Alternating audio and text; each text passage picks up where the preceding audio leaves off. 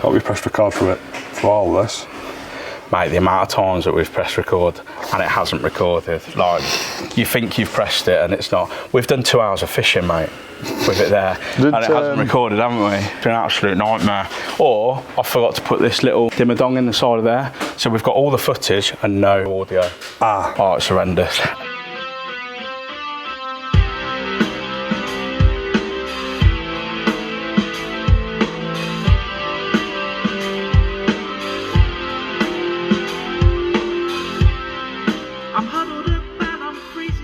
Hi guys, welcome to First Time Fishing with me, Big Bird.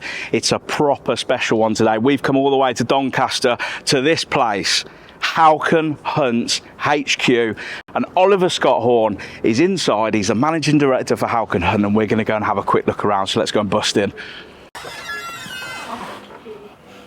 Here he is. How are you, buddy? Now then, you alright? Yeah, all good, all good. Nice to see you. Yeah, you too. Right. Thanks for agreeing to come and see us. It's going to be a little bit of an amateur one because it is.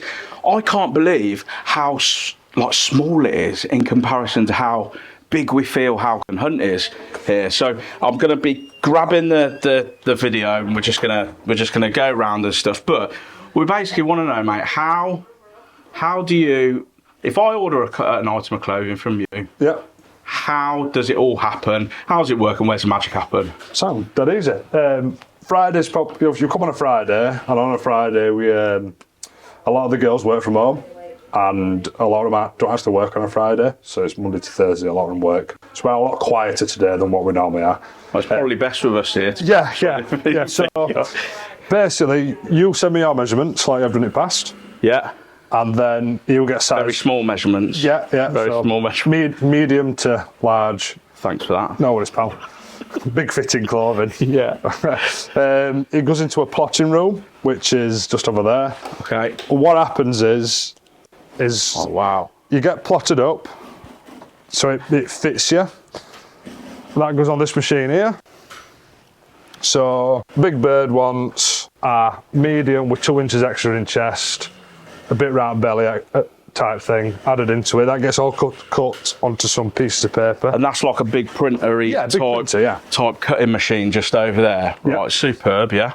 So what we try and do is anybody who's got similar sizes to you, we all make them all together to keep us all efficient. And then it comes over to the cutting table. Look at all these fabrics, mate, here. Yeah.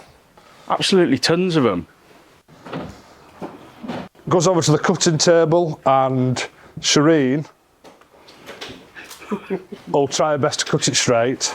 Shireen does a fantastic job and she'll get it all cut for the girls then to sew. Obviously, depending on that moment to what actually happens, to say if you've got any logos or things like that, then panels will then go to a different room.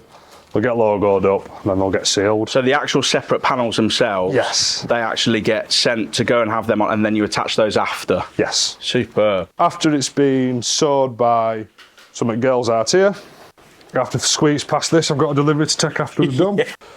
Oh wow. It's embroidered in here. So these are the 3 embroidery machines? Yes. And this is where the magic happens to get your logos on? Yep. Superb. So I bet they're going like the clappers normally, are they? Yeah, so they're basically running from 7 o'clock in the morning till 4 o'clock at night. Wow. Every day. Just doing different things. Do they go wrong much? No, well, these are quite new, so they're really good and really efficient. No complaints about them at all. I can see the amount of colours you got back there, look. Well, there's obviously different colours down here for different logos. Those down there, look at those. And this is what you offer at Halkon Hunt, isn't it? So there's literally loads of different combinations that you can have. Yeah, so we try to run a bespoke clothing service. So, like, if you want something a little bit special for you, whether it's green and blue, you can do. Or if you want burgundy and red, you can do. A bit like on First Time Fishing, we like a bit of pink and purple, don't we? Yeah, well, we've gone for a blue base and a bit of burgundy and then a bit of blue, pink and purple, aren't we? Yeah, that's it. Brilliant. After this point, anyway, say if it's been embroidered, then it'll get sewed, and then it'll come into our welding room. So what you'll find is, if you turn a garment inside out, It's all seam sealed. Okay, and that's part of the Gore-Tex process, is it? Yeah, Is that, that's what makes it watertight. That's what makes it waterproof. So obviously you get waterproof fabric, but you sew two waterproof fabrics together, that bit where it's sewn's not waterproof. Bro. So we've got to seal this area. Same with an embroidery as well. You put an embroidery on back of something, that's then got to be re-waterproof. So this is where all this happens in this room here. So this is the Gore room, basically. This is where, so I can see you got these certificates on the wall just here. Yeah, so if we employ somebody new who's going to be trained to be a seam sealer, they have to then go on a course then to be certified as can do the job. We've got to have use specific machinery what WL Gore tells us to use, so they're up to their specifications as well. And so after we've done some welding, we'll do some testing. It's hot stamp machines here. That'll then stick any tape down what's on like corners and things to make sure it's sealed properly. Yeah. We also use these to seal up your embroideries. So we put a piece of Gore-Tex on the top of your embroidery, stick it down, then that makes that waterproof. Super. Have you got an example of the seams just here? Yeah. So if you look at these here, this is just a Wickersley one. So what happens is that it's sewn together here, and then we've got to be in certain regulations to make sure that this is super. You can actually see it's like a tape, can't you? Just down it. So the seam is just under here, and then we've got a tape either side, and that's what makes it waterproof and watertight as such, does it? Yes, it is. Superb. And then this little machine over here. Yeah. Is that what proofs it? That's what proofs it. Well, not proofs it. We test it on that. Give you a bit of an example, actually. So what we do is put that on there. Put a bit of tissue on so you know what's going off. And then that pumps water at it. Obviously, Gore-Tex's waterproof rating is 28,000. That's something to come straight through because I haven't put it on properly. So that one again. That's how it fails. So that's like a. That's what I've done. That would what would be that. Yeah. That's salvage. We have to dry it all now. Give me 2 seconds.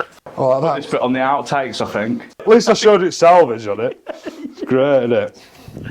It's great. I wonder how many times that's actually happened in past to people. Yeah, this is how waterproof it is. Oh, it's not waterproof at all. Look at these great big oils on the side of here. Shows it works though, doesn't it? It shows that it will actually penetrate if you put it on. Yeah, so on edge of fabric there's some salvage there. Yeah. What I've done is I've put it across one of the holes. Yeah. Right then, so this is what actually you use to justify the waterproofing. So you put the tissue on the top, is that right? Yeah, put a tissue on the top to see where it's coming, if it's coming from anywhere. Make sure it's not wet like that one is.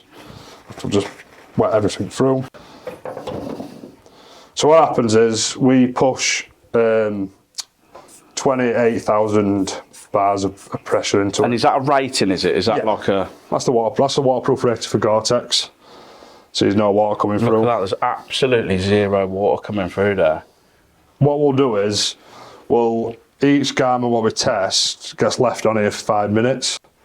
So it's fully waterproof, isn't it? So it's 5 minutes of absolute thunderous tornado type rain and you're not going to get wet. Exactly. A bit like when we send a design off to, as you can see, it's water. Yeah. A bit like when we send a design off to be analysed. So if we make something new, it has to go to Gore for them to say, that's good.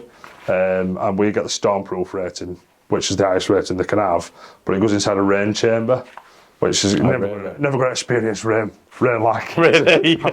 Now, if you Google it, if you go on Google and put WL Gore rain chamber, it's like, oh my God. So, yeah, that's it. Brilliant. So that's like, it's almost a bit like how nurses are registered and have to, show their qualification, show they're up to standards. You then have to send off garments to Gore to actually get them to approve and say, you're hitting our standards, you can sell these. Yes, that's it, exactly like that. So your cuffs are good enough, everything's good enough to withstand, and you get the certificate. So what a lot of people don't realise is, Gore-Tex is Gore-Tex, but every Gore-Tex item's got a different rating, waterproof rating within it. So whether it's storm testing, which is the higher one, normal testing, which will keep you dry, but not going to be as durable, and things like that. That's the reason why our licence allows us to have this type of fabric, because it's for fishing. The fabric we buy and make people's clothing out of is for fishing, not for walking, not for hunting, not for everything else. It's specifically designed for fishing. Brilliant, brilliant. And yours is the highest rated Gore-Tex clothing for the... Yeah, it is, yeah. So all Gore products have got the same rating, but there's the fabric what's so durable, what makes it last. Superb. So, Oliver, thank you so much for showing us around the factory. I hope all of you guys have got an idea now of how the gear here at Halkon Hunt is made. It's absolutely sensational the way it all goes through. How many garments do you make here, sort of like in a month? In a month, a lot. It fluctuates between who's in. So this week we've had a couple of people on holiday. Obviously that dies, but probably do between 60 and 100 a week. 60 and 100 items? Yeah, not necessarily all Gore-Tex items. We might have 40 Gore-Tex items and 50 soft shell items or windstopper items in that week. But we can get through quite a lot. I can't believe that you get through that many when we've just seen the whole process. And it's quite a lengthy process, you know, and like you've said in a previous interview, every single item that comes through Halkon Hunt that's ordered, you treat as if it's like a wedding dress. Exactly. That's an absolute testament to the team that's here. But because of that quality, because of the intricate and detail that you put into all of your products that you make here, your exceptional customer service as well. Anybody can just come here and get sized up, can they? Yeah, so long as we've got somebody in to do it, give us a call before you want to come. Just don't rock up. Yeah, of course. Yeah, we can get you sized up. It don't matter what size, shape, anything. We'll get something to fit you. Well, because of the exceptional standards that we've got here at Halkon Hunt, we are going to award the First Time Fishing Seal of Approval to Halkon Hunt. I don't know whether to even say on here that I've absolutely messed up and I left the award at home and I'm just going to send it you in the post and we'll put a photo up. No, I'll be like that. Thank you. And what should we I'll try and put it on here. There we go. There we go. But we're going to award it the seal of approval. The seal of approval only goes out to tackle companies or fisheries where we feel that the subscribers, if they were to purchase these items, they are guaranteed to be satisfied by these. And I've never had an issue with this. The way that you go through and you quality check absolutely everything, I think is absolutely exceptional. So well done of the award. I think it's testament to everybody here. Thank you for showing us around today. And thank you for doing what you do, because it's keeping all of us dry on the bank. Thank you ever so much, Oliver. So I hope you've enjoyed your tour of the Halkon Hunt Factory. If you are fishing this weekend, are you fishing this weekend? No, I'm not actually. No. Well, if you are, tight lines.